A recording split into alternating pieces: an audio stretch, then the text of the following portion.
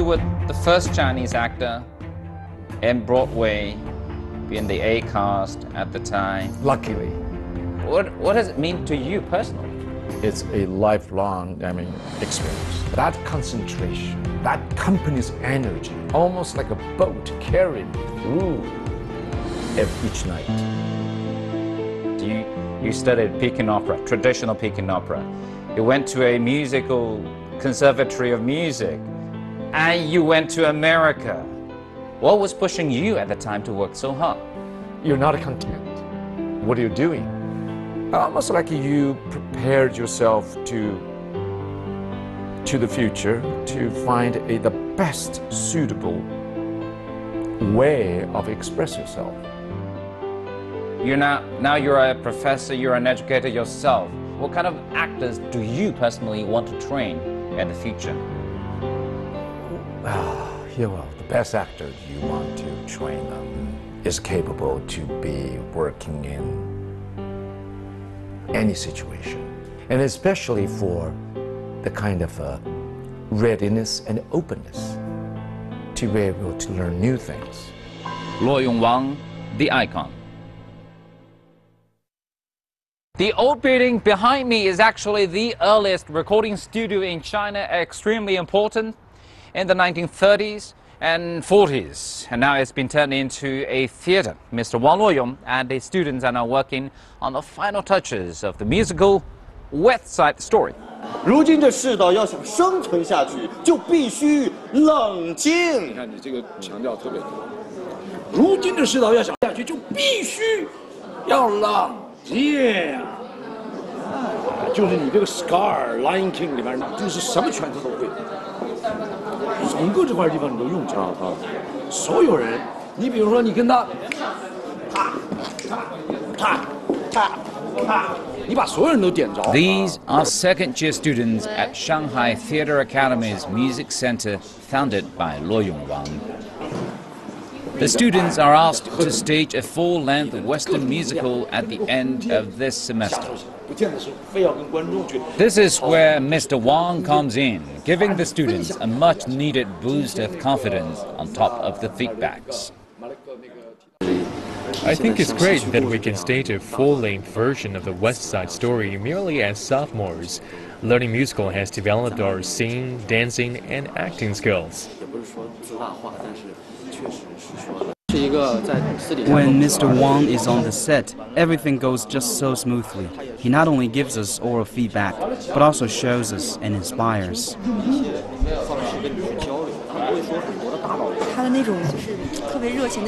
Mr. Wang is very confident and enthusiastic. When we get tired in the rehearsals, he shows up full of energy and gives us a lot of encouragement. His presence is like a shot in the arm, and everyone comes alive.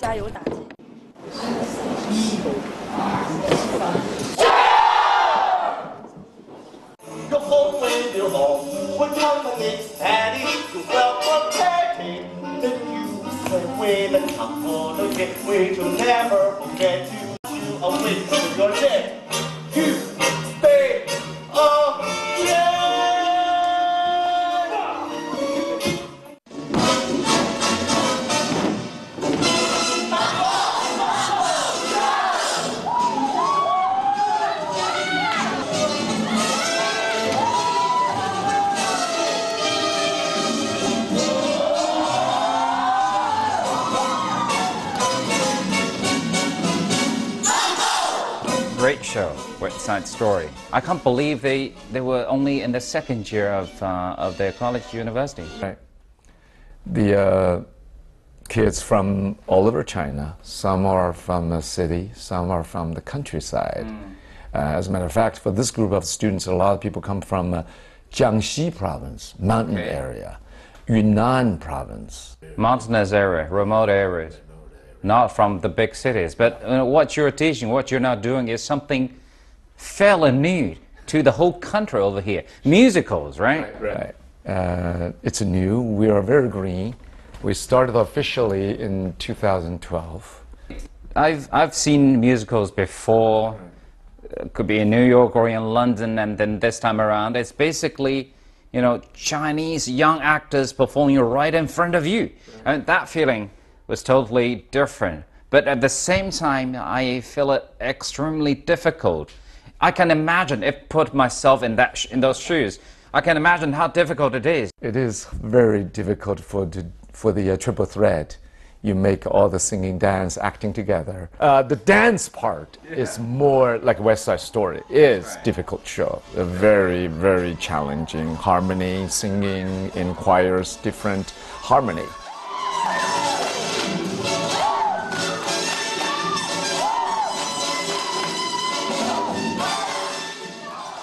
This music to tell a story, that kind of performance, is a Chinese tradition.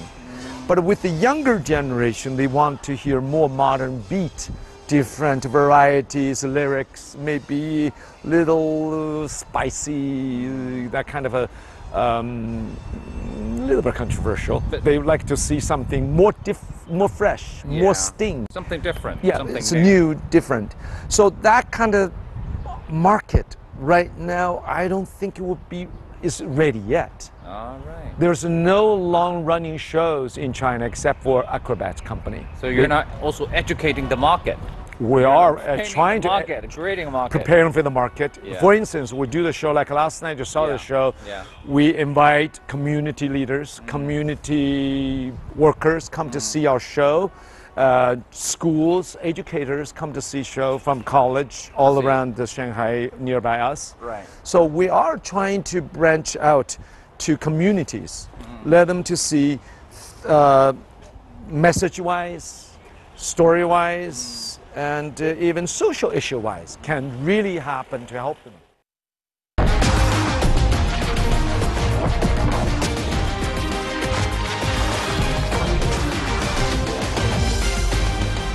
Come back to your own story. I mean, sometimes why you think the way you think now is because you had your experiences. You did Peking opera, traditional Peking opera. You went to a musical conservatory of music, and you also studied right here. Right. This is your school, your university. Right. And you went to America. And you made your break with Miss Saigon. All these experiences adding up together, making who you are today. But if you go back to those early days, you were mentioning, basically about, motivation of these young people. When you were a teenager, or even younger than your students today, what was pushing you at the time to work so hard? I would say family is the first. Family influence. Yeah. My dad was a military man. He was very, very disciplinary. I mean, he's mean. Every time say something on time. I mean, I was really, really in the kind of a disciplined environment. Often I heard my dad's side's war stories, anti-Japan invasion time stories, kind of a lot of horror stories. That mean how a man survived from there. His friends, his soldier friends lost their lives. So very early on, that kind of a disciplined mind. A man, you have to do you promise to do. A man, you have to finish the work you supposed to do. That part of thing I think I got from my father. But nothing artistic. Then my mom would be reciting poetries. Okay, that is artistic. And then it's like listen Mozart. And my mom plays piano. All right. And it's like you see, oh, okay. Military side and piano side. Mozart. It's like a yin yang, you gotta, yeah. The real balance. Right, it's kind of nice, serendipity. I didn't know. But why Peking opera? Peking opera was like totally accidentally stumbling into it. I heard some of my friends would audition for the Beijing Opera School. And the only thing I felt was cool was they know the somersaults. I said, wow, I couldn't do it. I want to see it. And then the teacher called me, said, you, come in. I said, what? Do you want to audition? I said, no. Then why are you coming? I said, they're my friends. I audition, I don't know, I can't do the somersaults. They said, what do you do? How can, you can show us? And some guy said, hey, he can play flute. I said, no, that's very little. I mean, just play a little sound. No, I couldn't do it. One of the teacher gave me a flute, said, play it. Of course, you know, that was like the last moment to can withdraw. I said, sure, I play it. They said, good. So they measured my arm, measured my leg, asked me to jump around, and then out of it, I would say 12 kids. I was the only one got in. Sometimes I was just wondering, hey, what happened to this guy? On each stage, what was the biggest incentive that's pushing this guy moving forward, even as young as a teenager at the time? So what was the word you would think of now, in those days, pushing you, work so hard, going forward? You know, where I really remembered all those big pivotal moments for me in my life was teacher, instructor. You know, I bumped into this violin teacher. He became a conductor. Every time when we doing the rehearsing for a piece, he would say, Luoyong, you should use your ear to see it. Whenever you hear the music, you should totally see the harmonic of the instrumental orchestrating. You should see the note. When you read the note, you should hear it. When we were young, he said these things to me. And then constantly, when we play basketball, finish the game, grab our ear to the studio, asking us to practice. And telling us those stories with the poetry. Talking about cinema, the sceneries, and the music. Every time you play a note, he gave a story. Almost to me, that kind of storytelling through all my Beijing opera, classical music teachers, they all talk about it. Almost my mom, those kind of poetry reading, somehow equipped me into that burst of the wonderful sound of music. Almost like your inner kind of very little sprouts of a standard being planted by those teachers in you, and all of a sudden you found that something really echoes within you. It's just the right thing you want to do. You want to express.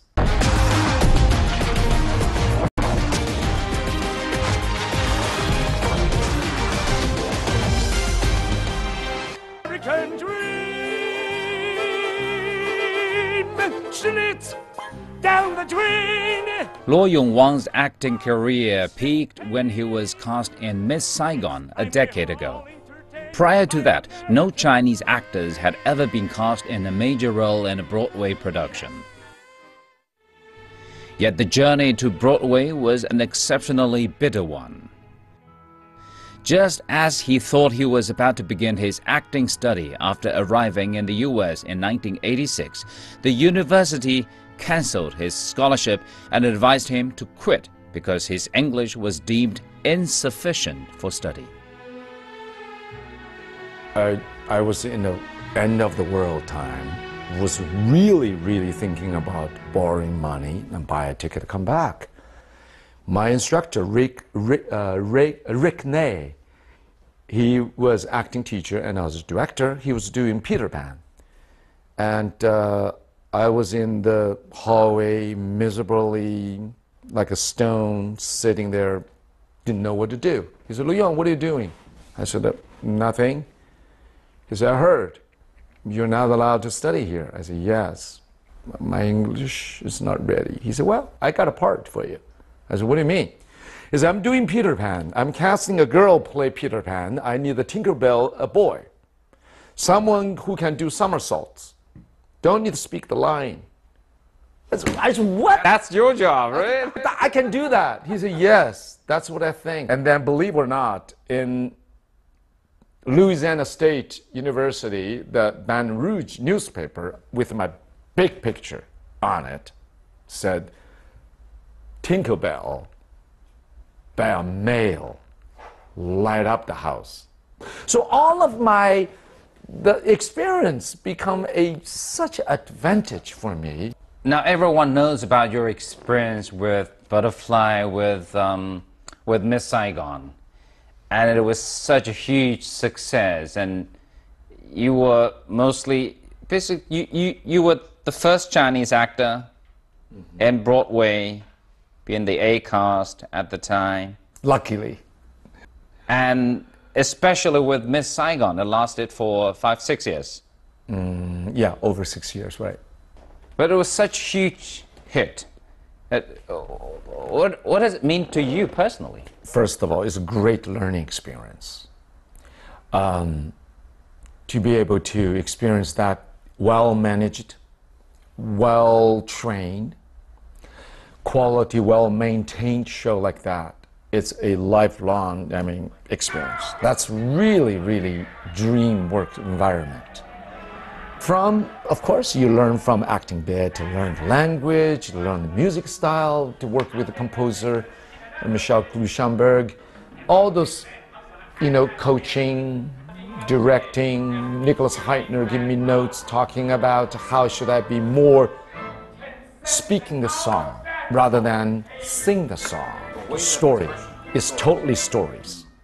But that to me, when I was told by my teacher, coached by my teacher, you still feel, well, you're not in the battlefield. When you go into rehearsal, 2 days before the opening, you all of a sudden, your whole system, almost like an airplane engine, start to spin. Right in tune.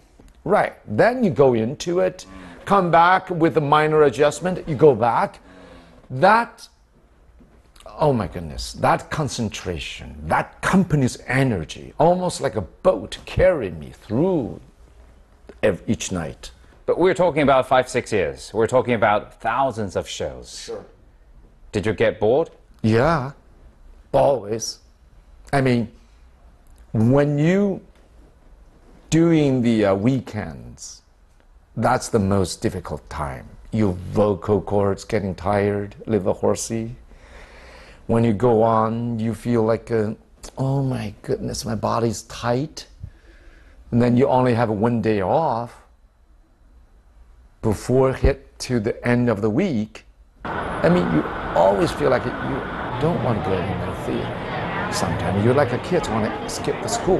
But then when the stage manager from the speaker intercom call, 5 minutes play places, actors places, Luoyong, they are so-and-so places.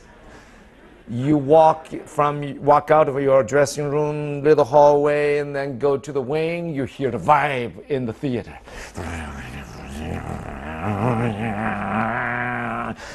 All of a sudden it becomes so quiet.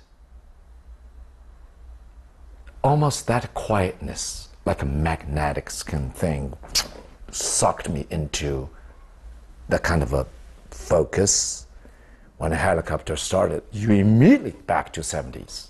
You were in the mood again, right away. Right away. And then when you go on stage, you see those absolutely devoting eyes looking at you. Right. Then you become a part of it. Your picky, tired self disappeared.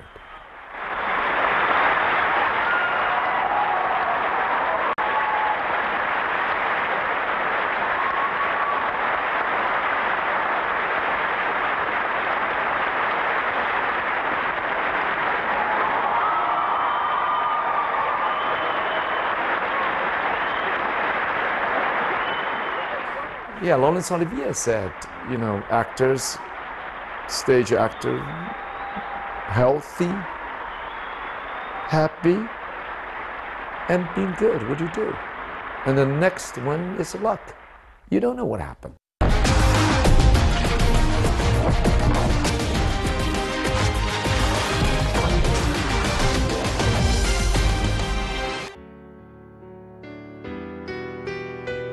When his contract with Miss Saigon terminated in 2001, Luoyong Wang made the decision to return to China and take part in the then blossoming TV scene. Immediately, he became one of the country's A-list stars. The production that won him most acclaim is Jiao Yu Lu, In the TV drama, Luoyong Wang plays a 1950s Communist Party official who is devoted to helping the local people to fight against poverty. 我娘就说过，天上一颗星，地下一个人，谁要是做了善事儿，他那颗星准是亮的。 Yet his love for the stage never diminished. In 2009, Luoyong Wang was cast as Mr. Rochester in the drama Jane Eyre, produced by Beijing's National Center for the Performing Arts. The drama was so well received that it celebrated its 100th run in 2014. Interesting, so far when we talk about all the major moments when you made a major decision for your life, you attributed all that to all the instructors, all these people who played a very important role in your life, in your career, or you call it luck. So when we come down to this next major decision, what played the important role when you decided to come back to China again? Yeah, that's something to do with the kids. You know, I have two lovely kids, my daughter Olivia, my son Julian. When I was in New York, all those time, I feel like I tried to make it. You know, I hit my jackbox, you know, in New York. And then when the Saigon closed, I immediately thought of what I'm going to do.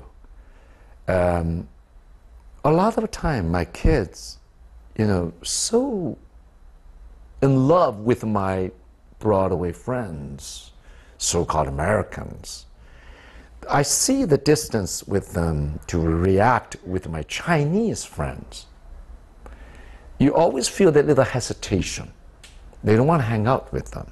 I feel bad about it. I feel like, yeah, they live in America, they are in America. I don't want them just spoiled or to have that image about China. I feel like I don't want to force them. You don't want them to lose their, say, cultural roots. Right, the connection.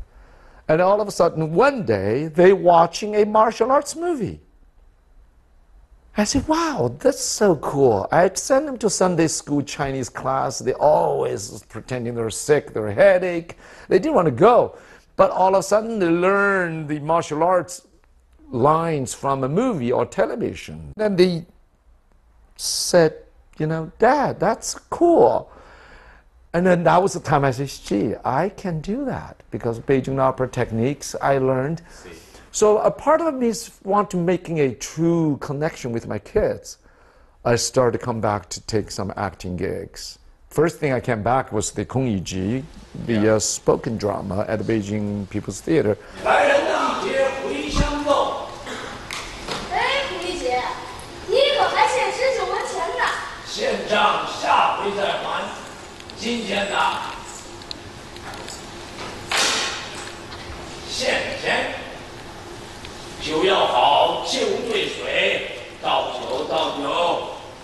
Personally, I always want to get in the theater. And in the 80s, no way we can get there. So in the early 2002, they produced the show. They asked me to do it with a very beautiful hyphened poetic language. And then I thought my kids would love it. With the costume, my daughter, just love the color, hang out in the backstage with me. And I feel like I can make them more comfortable with the Chinese stories. Little by little, I see there are so many differences in terms about the preparation for the part, how the ensemble were to work. A lot of a big head, spoiled actor's mind, the big shots, kind of a pretentious, kind of a, I would say, unprofessional behaviors. Yes, I mean the art world, the theater art world at the time was much different from when you left. Right, exactly. Become a box office, people paying much more than more commercialized. More commercialized than I left in the 80s. So a lot of the time, youngsters come to me and say, "Oh, Mr. Wang, you coming from America? You from Broadway?" I say, "No, no, just I'm a professional actor. Just tell me, what do you want?" "I have this scene. I don't know how to do it." So I started helping those young kids. A lot of the time, when I finished my shooting, or while I was waiting my shooting, movie shooting, waiting's long. So I helped a lot of them. I was saying, gee, those fundamental things, why they're not teaching in school? I started wondering the school training. So the school invited me to come back to give a speech. I went to the school, talked to the kids. They were so excited. I observed the classes, and I see some improvement, but I also see something I can help. That's how I started working in the show business here. Little by little, I did feel, wow, there's a voice to help those young kids. At least for my own, personal little mind. Maybe when I retired, I want some well-trained actors we can work with. Now you're a professor, you're an educator yourself. So what do you want to achieve as an educator? What kind of actors do you personally want to train in the future? The best actor you want to train them is capable to be working in any situation. Hopefully they can work internationally, domestically, experimental work, something commercial, something. In China, there's so many, the population's so big. Audience needs are so complicated, so many. But if you just do one kind of a music or one kind of acting style, it's not enough. When I was training actors, camera, they should know it. Stage, they should know it. Spoken drama, they can do it. Musical, they be able to do it. One-man show, they can do it. Anything. So the more they can do, later on, the more they can be useful. That's something probably for my training background. My teacher instilled all the techniques in me, not only one kind. And especially for the kind of readiness and openness to be able to learn new things. All the best wishes, and thank you for sharing your stories with us, and maybe next time we will be sitting together with your students too. Or, yeah, great, thank you. Okay. Thank you for your time. Thank you. Nighttime sharpens, heightens each sensation. Darkness wakes and stirs imagination. Silently the senses abandon their defenses, helpless to resist the notes I write. For I compose the music of the night. Slowly, gently, night unfurls its splendor. Grasp it, sense it, tremulous and tender. Hearing is believing, music is deceiving.